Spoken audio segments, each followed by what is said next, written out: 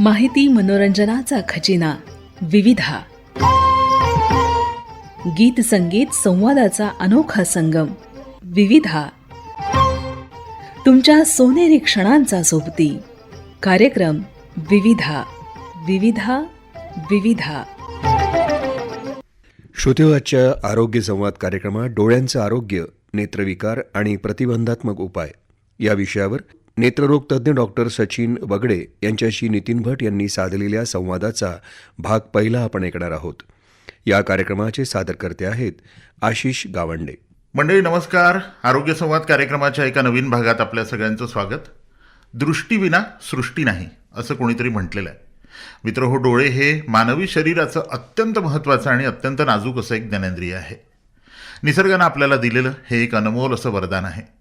असं म्हणतात की बाहेरच्या जगातली जवळपास 80% माहिती आपण केवळ डोळ्यांच्या माध्यमातून ग्रहण करतो. डोळे आपल्याला ज्ञान आणि सृष्टीचं सौंदर्य दाखवण्याबरोबरच मानवी भावना व्यक्त करण्याचंही एक मुख्य असं साधन आहे. त्यामुळे निसर्गानं आपल्याला दिलेलं हे सुंदर वरदान जपणं हे आपलं काम आहे. कसं जपायचं डोळ्यांचं आरोग्य, हाच आहे आजच्या आपल्या आरोग्य संवाद या कार्यक्रमाचा विषय. डोळ्यांचं आरोग्य, नेत्रविकार आणि प्रतिबंधात्मक उपाय.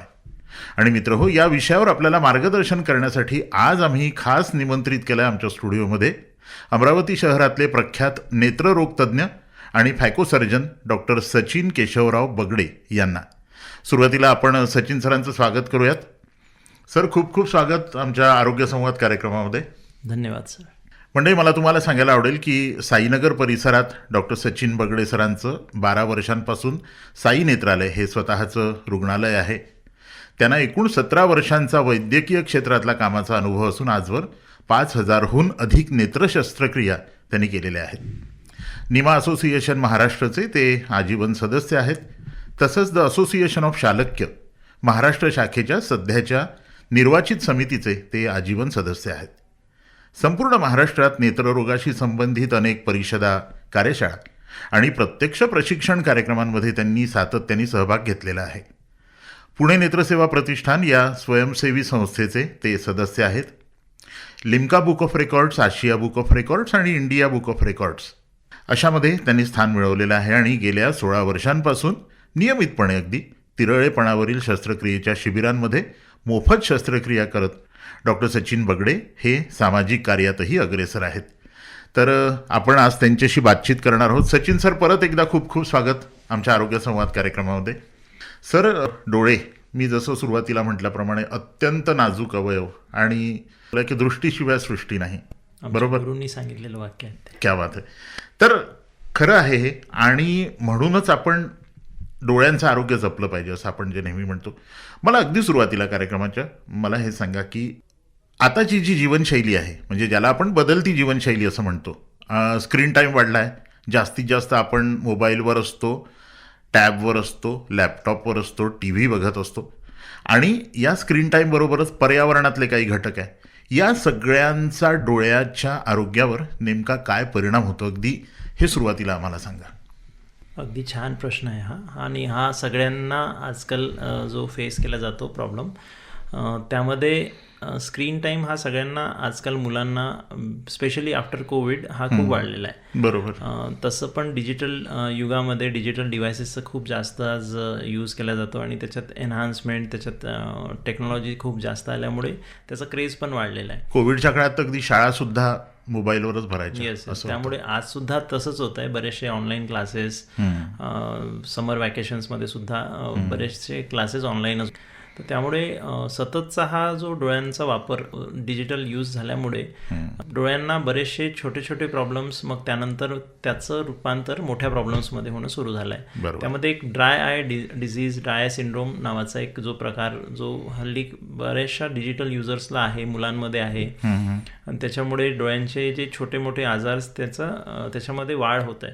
तर म्हणजे डोळे कोरडे होणं ही त्यातली Yes, पहिली yes, डोळे प्रक्रिया आहे. कोरडे होणे. अच्छा. तर त्यामध्ये ज्यांनाही 2 ते 3 तासाच्या वरील डोळ्यांचा डिजिटल यूज आहे त्यांनी काही छोटे छोटे प्रिकॉशन्स त्यांनी घ्यायला हवे. सातत्याने कंटिन्युअस एका चेंबरमध्ये बसून तुम्ही डोळ्यांचा वापर करत आहात, त्यामुळे आपलं सिटिंग लाईफस्टाईल आहे, त्यामुळे सिडेंटरी लाईफस्टाईलमुळे बाकीचे सुद्धा आजार होतात.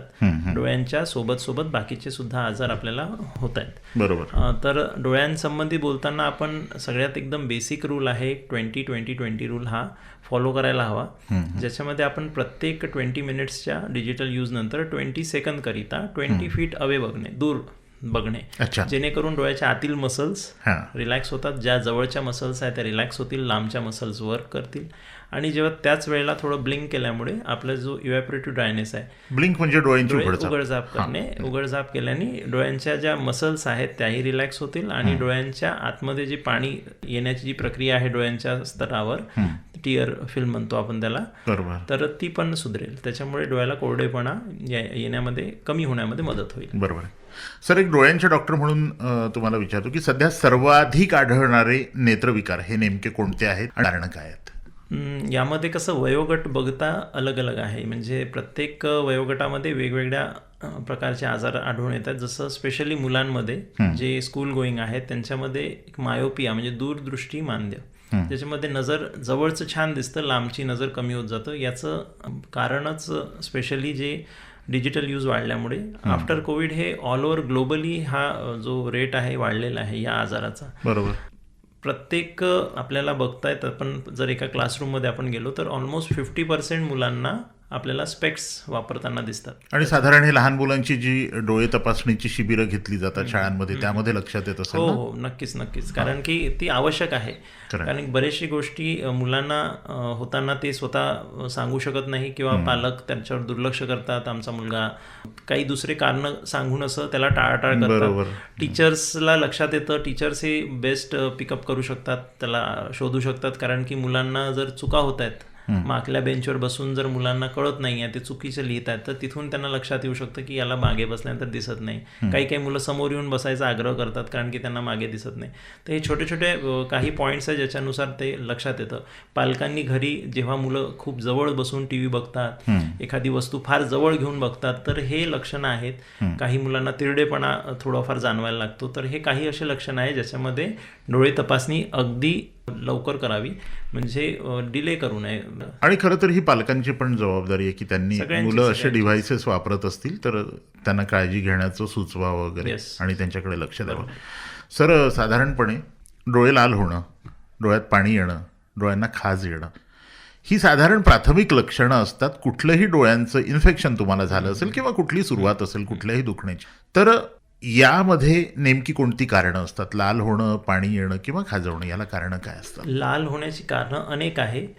त्यामध्ये ॲलर्जी, स्पेशली पिंक आय जो म्हणतो आपण, तर तो प्रकार गरमीच्या दिवसांमध्ये जिथे संधी काळ असतं, 2 ऋतू जुळतात. अच्छा. किंवा मग जास्त गरमी, आजकाल आपलं म्हणजे आपण वास्तव्य करतो विदर्भामध्ये, तर इथे ग्लोबल वॉर्मिंग ही सगळीकडेच आहे आणि नॅचरली विदर्भामध्ये समर जास्त असतो. तर जी हीट वेव्ह आहे त्याच्यामुळे सुद्धा एक प्रकारे डोळ्याला, मोकळ्या डोळ्यांना जेव्हा तुम्ही बच्चूंना फिरवता गाडीवर किंवा स्वतः आपण हे करतो तर डस्ट आणि तो हवेचा मारा खूप जोरात मारा, असतो, उन्हाचा मारा, गरम हवेचा मारा, त्याच्यामुळे ती एलर्जी अजून एक्झॅगरेट होते, वाढतं. तर त्याच्यामुळे त्यासाठी बेसिक प्रिकॉशन, गॉगल्स यूज करणे हे सगळे, म्हणजे छोट्या बच्चूंना सुद्धा आपण बरेचदा बघतो की गाडीवर बच्चूंना आपण छान समोर टंकीवर बसवून नेतोय आणि त्यांना तो समोरचा ट्रक त्याच्यातला निघालेला धूर पूर्ण त्या डोळ्यात बरोबर किंवा गरम हवा जाते. छोटे छोटे आपण कारण लक्षात घ्यायला पाहिजे आणि ते प्रिकॉशन्स घ्यायला पाहिजे. त्याच्या व्यतिरिक्त बाकी काही आजाराच्या स्वरूपातले कारण आहेत. डोळे येण्याचे आजकाल प्रकार, व्हायरल कंजंक्टिव्हायटिस आहे ते वाढलेले आहे. कधी काही मार लागल्यामुळे होऊ शकतं डोळे लाल. तर लाल होण्याची कारणं अनेक आहे, पण बेसिकली जास्त प्रमाणात आढळणारी ही आहे ॲलर्जिक कंजंक्टिव्हायटिस आणि व्हायरल कंजंक्टिव्हायटिस, जी आजकाल कारणं खूप सापडत आहेत. खरं. सर, साधारणपणे म्हणजे आताच्या काळामध्ये असं वयोगट राहिलेला नाही आहे डोळ्यांचं काही आजार होणं किंवा दुखणं, डोळ्यांचं लागणं.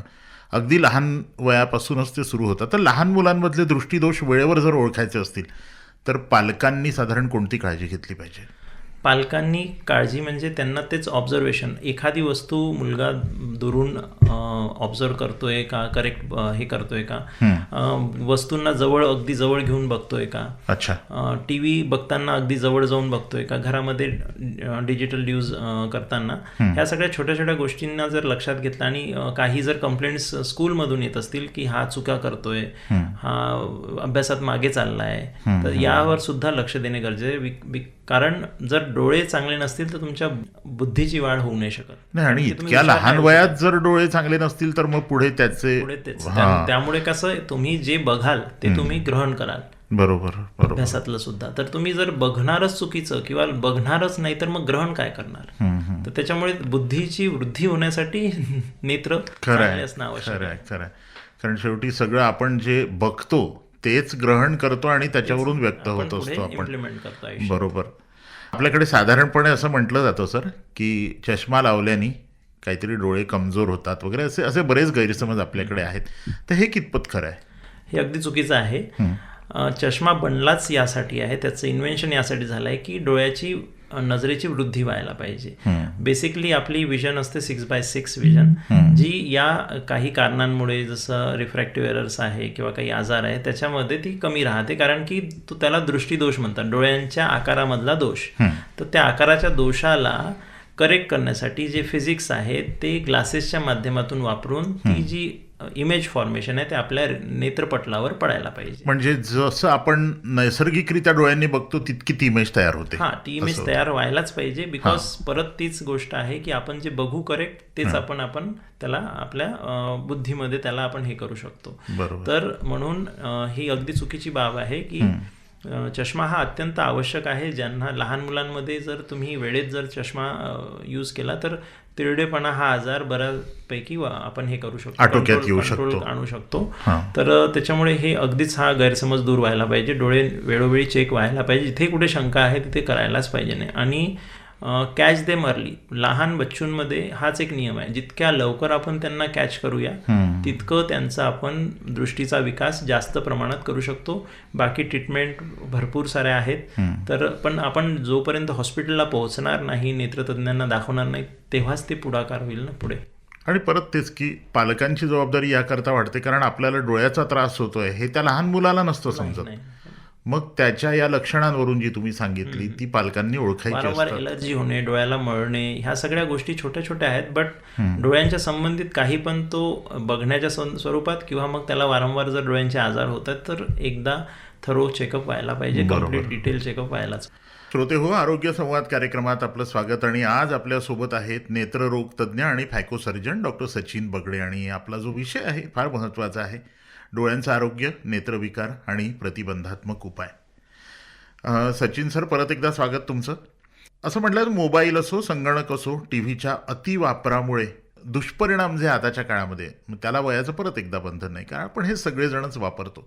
तर याचे जे दुष्परिणाम आहेत ते नेमके काय काय आहेत? डोळ्यांचे आपण जेव्हा सातत्याने जवळचं काम डिजिटल यूजवर करतोय, डिजिटल डिव्हाइसवर करतोय, तर त्यामुळे डोळ्यांची नॅचरल जी लेंथ आहे, आपण म्हणतोय की एक हाईट, जसं एखाद्या व्यक्तीची हाईट आहे ती एक परस्पर टाईम नंतर ती स्टॉप व्हायला पाहिजे, तसेच डोळ्यांची इंटरनल लेंथ जी आहे ती एका वयानंतर ती थांबायला पाहिजे.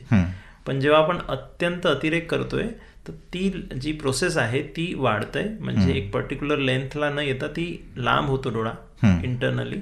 त्याच्यामुळे जी दृष्टी बनण्याची जी प्रक्रिया आहे डोळ्याची ती बिघडते.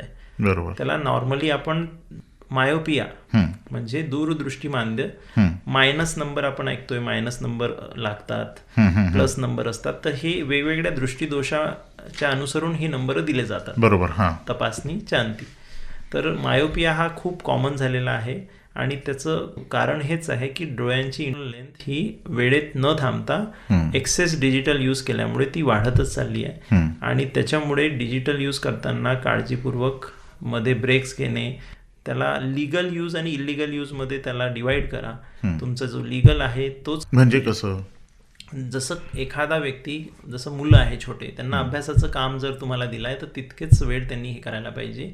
इतर वेळेला जेव्हा फ्री टाईम आहे, जसं आपण लहान होतो तर तुम्हाला एक आठवत असेल की आपण थोडा वेळ मिळाला की आपण आपल्या मित्रांची आठवण काढायला मैदानात जायचं, फिरायला खेळायला, जायचो. हां. तर आज ती गोष्ट हरवलेली आहे. तर बरोबर. ती व्हायला पाहिजे. हां. कारण की आता जिथे थोडा वेळ जर मिळतो हां. तर त्यामध्ये मुलं परत मोबाईल यूज करतात. बरोबर. अभ्यासाचा वेळ झाला, हां. ट्युशन संपली की परत मोबाईलवर दुसरं काही थोडक्यात त्यांनी त्यांच्या अभ्यासापुरता कामापुरता मोबाईल वापरावा. Illegal use. आणि जो इतर यूज आहे, जो अनावश्यक यूज आहे, इलिगल यूज आहे, नको तो यूज आहे, तो टाळावा. बरोबर आहे. सर, आपण डोळ्यांना साधारण काही झालं की एक सर्वसाधारणपणे वापरला जाणारा शब्द म्हणजे ॲलर्जी, असं आपण म्हणतो की डोळ्यांची ॲलर्जी. तर या ॲलर्जीची कारणं काय असतात? ॲलर्जीची कारणं युजली ॲलर्जन्स आहे. त्याच्यामध्ये सहसा आपण आपल्या वातावरणात असलेली धूळ, आपल्या घरामध्ये जर काही पेट्स आहेत, जसं काही लोक कुत्र्यांना, मांजरी, जे पाळीव प्राणी आहेत त्यांचे जे फर्स असतात त्याच्यामुळे होऊ शकतं. काहींना म्हणजे पिस किंवा केस, त्यातले बारीक पार्टिकल्स जे असतात, स्पोर्स झाले, तर असे अनेक छोटे छोटे एलर्जीचे एलर्जन्स आपण हे राहू शकतं. आणि हे कारण युजली आहे. याच्या व्यतिरिक्त खूप जास्त गरम हवेला कॉन्टॅक्ट जाणे, हे पण एक ड्राय एअर, अगदी जी नाजूक डोळे आहे, डोळ्याचा जो वरचा जो कंजंक्टिव्हा आहे, ज्याला आपण वरचा परत म्हणूया, तर ती खूप नाजूक असते. इतक्या गरमीला ती सहन नाही होत. म्हणून प्रिकॉशनरी गॉगल्स, हे त्या सगळ्या गोष्टी घ्यायला पाहिजेत. सर, आपण एक म्हणजे साधारणपणे मोतियाबिंदू ज्याला आपण म्हणतो की उतरत्या वयामध्ये साधारणपणे होण्याचं प्रमाण आपण 70% धरूया, म्हणजे होतो असं. तर मोतियाबिंदू म्हणजे नेमकं काय, आणि मोतियाबिंदू होण्याची जी लक्षणं आहेत सुरुवातीची, ती काय लक्षणं आहेत की त्यावरून आपल्याला कळतं की मोतियाबिंदू असू शकतो? मोतियाबिंदू ही एक नैसर्गिक प्रक्रिया आहे. जसं, आणि हा असा गैरसमज आहे, हा वार्धक्यजन्य जास्त प्रमाणात असतो, पर्सेंटेज जास्त असतं. बट लहान मुलांना सुद्धा, म्हणजे अगदी जन्मलेल्या बाळाला सुद्धा मोतियाबिंदू असू शकतो. हो, बरं. आईला काही आजार जर गर्भधारणेच्या वेळेला झाले असतील, तर त्या कारणांमुळे बेबी डेव्हलपमेंट होताना गर्भाशयामध्ये त्याला कॅटरॅक्ट डेव्हलप, म्हणजे मोतिबिंदू असू शकतो. पण असं प्रमाण किती असू शकतं? असं प्रमाण आहे एक साधारणतः 5 ते 10% मोतिबिंदूचं. जेव्हा आपण पर्सेंटेज वाईज जातो तर 70-80% सिनाईल कॅटरॅक्ट म्हणू आपण, म्हणजे जे वार्धक्यजन्य आहे. बाकी इतर कारणं ही आहेत. पण मग इतक्या लहानपणी झालेला मोतियाबिंदू जर असेल तर तो औषधाने बरा होतो का, त्याला सर्जरी करावी? मोतिबिंदूला शस्त्रक्रिया हीच पर्याय एकच आहे, दुसरा पर्याय नाही त्याला. बरोबर. आणि मग सुरुवातीची लक्षणं काय? मोतियाबिंदू झालाय समजा, तर कसं ओळखायचं? आपण बहुधा मोतियाबिंद हे जास्त तर वृद्ध काळामध्ये जे होतात त्यावर चर्चा करू. कारण की लहान मुलांमध्ये पण जे होतात त्याच्यावर लक्ष देणारे पालकच आहेत. ते पालकांचं एक दायित्व हे पण आहे की जन्मलेल्या बाळाची जी पूर्ण वाढ झाल्यानंतर तो जन्माला आला का, हे लक्ष देऊन त्याच्यावर, डोळ्यांवर लक्ष देणे गरजेचं आहे. बहुधा जो मोतिबिंदू होतो तो दोन्ही डोळ्यांमध्ये जो मोतिबिंदू आपल्याला होतोच, बिकॉज जस्ट एजिंग प्रोसेस आहे ती. तर त्यामध्ये जी नैसर्गिक जी आपली लेन्स आहे, जी अगदी काचेसारखी क्लिअर असते, जी डोळ्याच्या मध्यभागामध्ये असते, तर ती लेन्स हळूहळू गढूळ होत जातं.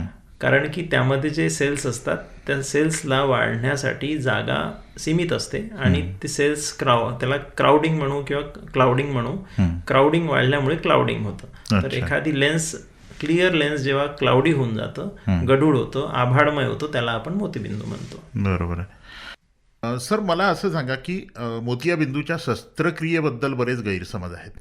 म्हणजे इथपर्यंत म्हटलं जातं की तो डोळ्यात फुटू शकतो वगैरे, हे ते. तर हे खरं आहे का, काहीतरी बोलायचं म्हणून बोललं जातं? मोतियाबिंद कसं असतं की आपण आजच्या काळामध्ये, प्रगत काळामध्ये बरेचसे छान इन्स्ट्रुमेंटेशन मशीन्स आहेत, ज्यांच्या सहाय्याने आपण कमी वेळेत सुद्धा, आणि मोतियाबिंदचे ग्रेडेशननुसार, म्हणजे आपण एखाद्या बिमारी किंवा व्याधीचा जो ग्रेड्स आहे किंवा त्याची जी स्थिती आहे त्याला लक्षात घेऊन आपण ऑपरेट करू शकतो. ग्रेड 1, ग्रेड 2 कॅटरॅक्ट असं आपण थोडे काळ चष्म्याने थोडे दिवस घालवू शकतो. ग्रेड 3च्या नंतर काय होतं की तुम्हाला दृष्टीमध्ये, जेव्हा आपण ग्लासेसची सुद्धा मदत जर घेतोय, टाळाटाळ करतोय, तर आपली दृष्टी तितकी क्लिअर होत नाही जितकी आपल्या ब्रेनला हवी. तर त्यामुळे आपण ग्रेड 3 ग्रेड 4 या लेवलला असताना कॅटरॅक्ट सर्जरी करावी. आणि युजली कसं असतं की मोतीबिंदू हा 60 नंतर होणारा नॉर्मल आहे बिमारी. तर 60 नंतर युजली नॉर्मल हेल्थ सुद्धा डिटोरिएट होतं.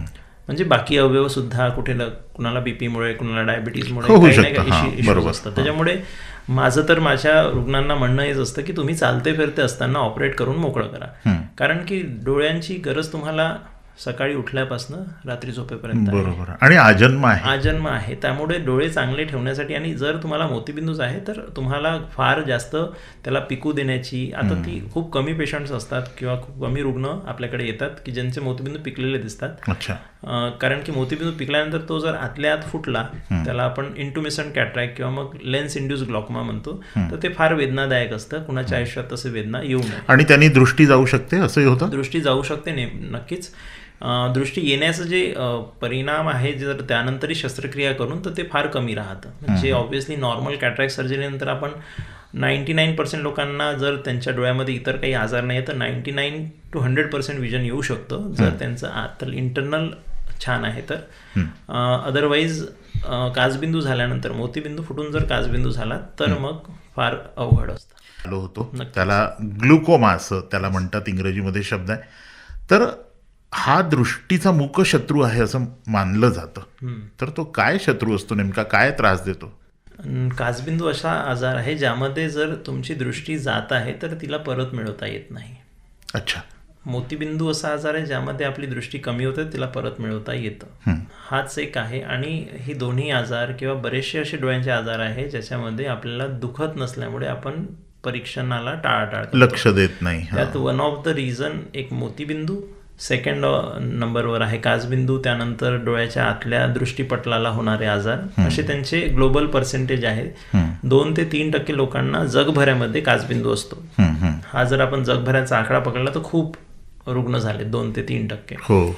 तर जेव्हा ती दृष्टीनाडी हळूहळू स्लो डाऊन डॅमेज व्हायला लागतं, त्याची कारणं अनेक आहे. कधी इनहेरिटेड म्हणजे अनुवांशिक कारणं आहेत, कधी डोळ्याच्या आतील प्रेशर वाढल्यामुळे तसं होतं, कधी मार लागल्यानंतरचा काचबिंदू, असे अनेक कारणं आहेत. पण दृष्टीनाडी वीक झाल्यानंतर तिचे जे तंतू आहेत ते पुनर्जीवित करता येत नाही, म्हणून याला मुख्य शत्रू म्हणतात. म्हणजे दृष्टी जाताना कळत नाही आणि गेलेली दृष्टी परत येत नाही. मंडळी, आपण चर्चा करतो आहोत डोळ्यांच्या आरोग्याबद्दल, नेत्रविकारांबद्दल आणि त्याच्या प्रतिबंधात्मक उपायांबद्दल. पण खरं तर हा विषय खूप मोठा आहे आणि या विषयाची व्याप्ती खूप मोठी आहे. त्याच्यामुळे पुढच्या भागामध्ये पण आपल्यासोबत नेत्ररोग तज्ज्ञ आणि फॅकोसर्जन डॉक्टर सचिन बगडे राहणार आहेत आणि आपण त्यांच्याशी पुढच्या भागामध्ये पण बऱ्याच विषयांबद्दल बोलणार आहोत. आणि तुमच्या मनातले अनेक प्रश्न आहेत जे आम्ही या कार्यक्रमाच्या माध्यमातून त्यांच्याकडून त्याची उत्तरं जाणून घेणार आहोत. तर आजच्या भागापुरतं इथे थांबूया आणि परत आपण पुढच्या शुक्रवारी भेटतो आहोत, पुढच्या आठवड्यात भेटतो आहोत. तर सचिन सर, आजच्या पुरतं आपण इथे थांबूयात आणि पुढच्या भागात तुम्ही परत आमच्यासोबत आहातच. तर आजच्या भागाला इथं विराम देऊयात. मंडळी, नमस्कार. नमस्कार. श्रोतेहो, आरोग्य संवाद या कार्यक्रमात आज डोळ्यांचं आरोग्य, नेत्रविकार आणि प्रतिबंधात्मक उपाय या विषयावर नेत्ररोग तज्ज्ञ डॉक्टर सचिन बगडे यांच्याशी नितीन भट यांनी साधलेल्या संवादाचा भाग पहिला आपण ऐकलात. याच मुलाखतीचा दुसरा भाग आपण पुढील शुक्रवारी म्हणजेच 3 जुलै या दिवशी सकाळी 10 वाजता ऐकू शकाल. या कार्यक्रमाला निर्मिती सहाय्य होतं सचिन जगताप यांचं, तांत्रिक सहाय्य दिलं होतं संजय किटुकले यांनी. तर या कार्यक्रमाचे सादरकर्ते होते आशिष गावंडे. माहिती मनोरंजनाचा खजिना विविधा, गीत संगीत संवादाचा अनोखा संगम विविधा, तुमच्या सोनेरी क्षणांचा सोबती कार्यक्रम विविधा. विविधा विविधा.